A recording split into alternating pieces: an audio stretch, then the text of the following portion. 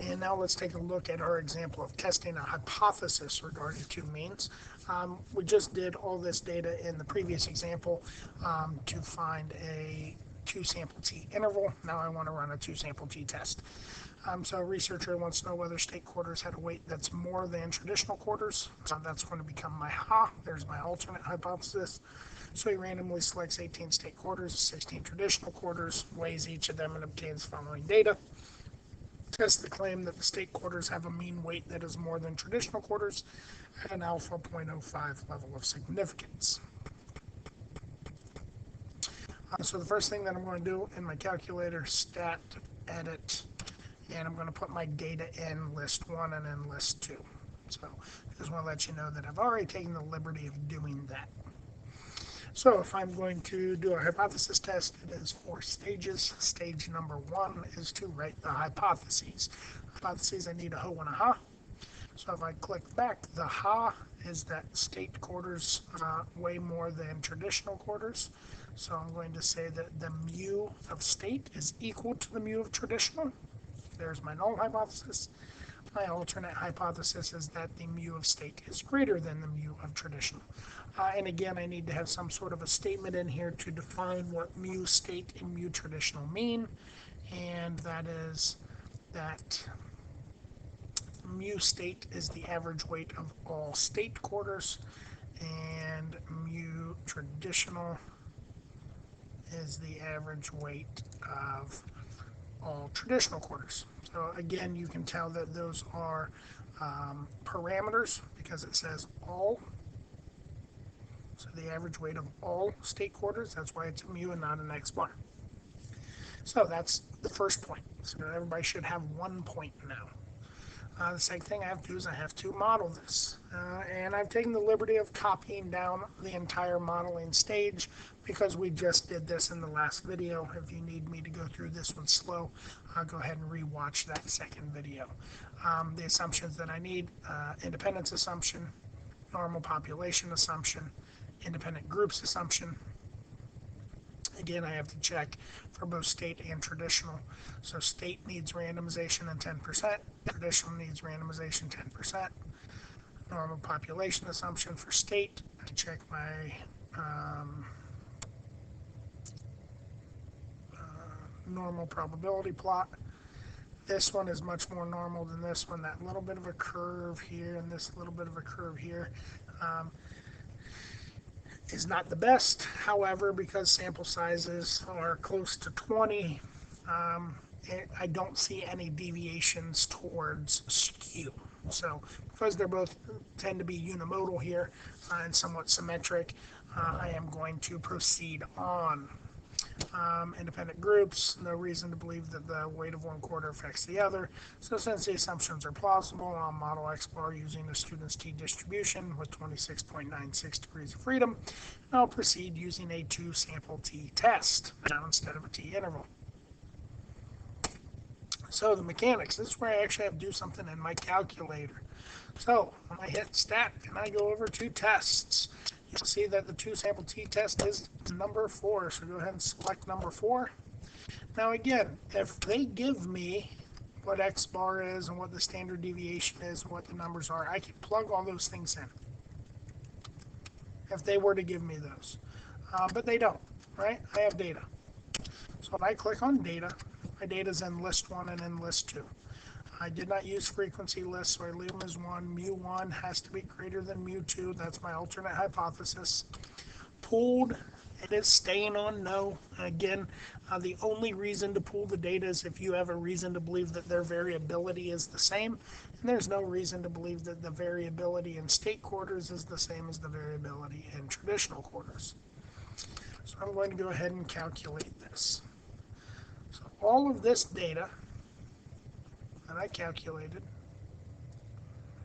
can be seen right there. So it gives me the t critical value. And if you need to add the work to this, then copy down the equation and just plug values in. So x bar 1, you would put 5.70 minus 5.65 minus this piece right here is always 0 because my null hypothesis says that there is no difference. So if the two are equal, then their difference is 0. And then the square root of the variance over n1, so the variance is going to be 0.04965 squared, whatever this thing is squared, over n1, which was 18, plus 0.068941, all this stuff squared, over 16. And again, that is the standard error, right? That bottom is the standard error. And that t-value, if I were to find the p-value, so the probability of this t or something more rare happening, is 0.0086. My degrees of freedom and all my means and standard deviations. So the question becomes, what work do I need to have for p-value? And you actually have two options. Option number one, and this is kind of cool, your calculator will do this. When I run this test, do it again, test number 4. Down here, instead of calculate, if you pick the word draw, what it'll do is it will draw that curve and it'll shade in at the test statistic where t equals 0.5367 and gives you the p-value. That is one way to show your work. Right? That is one way to show your work on p-value. You just need to define this curve as a student's t curve with 26.96325342 degrees of freedom. And then go ahead and mark this line at 2.5367 and say that the p-value is 0.0086. That's fine. That is showing your work. The other option is you could know that you are doing a t-CDF. So you are on a t distribution and you're doing a cumulative density function, meaning that you are going in a range. The lower bound or the left bound is 2.53668. It's that t-value. Upper bound, something really big. I picked 1,000. And the last thing that it'll ask you for is degrees of freedom. So when we do a normal CDF, it's lower bound, upper bound, mean, and standard deviation. When I do a student's t, it's lower bound, upper bound, degrees of freedom. And then that gives me my 0.0086. Either way, that work is fine. But that p-value, 0.0086, is going to lead me to the last step of this. Right? Step 1, hypotheses. Step 2 is model. Step 3 is mechanics. And step 4 is the conclusion. So 0.0086. So since the p-value 0.0086 is less than alpha 0.05, so the p-value is low. It is low. So since the p-value is low, I reject the null hypothesis. I have. Now, because you have rejected, there was no failure here, so your evidence is sufficient. I have sufficient evidence to believe that.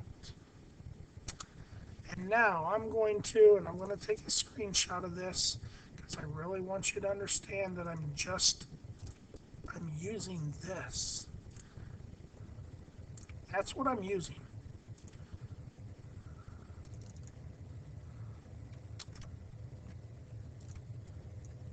Small. I need that thing.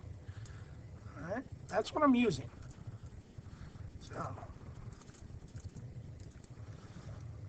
So I have reason to believe that.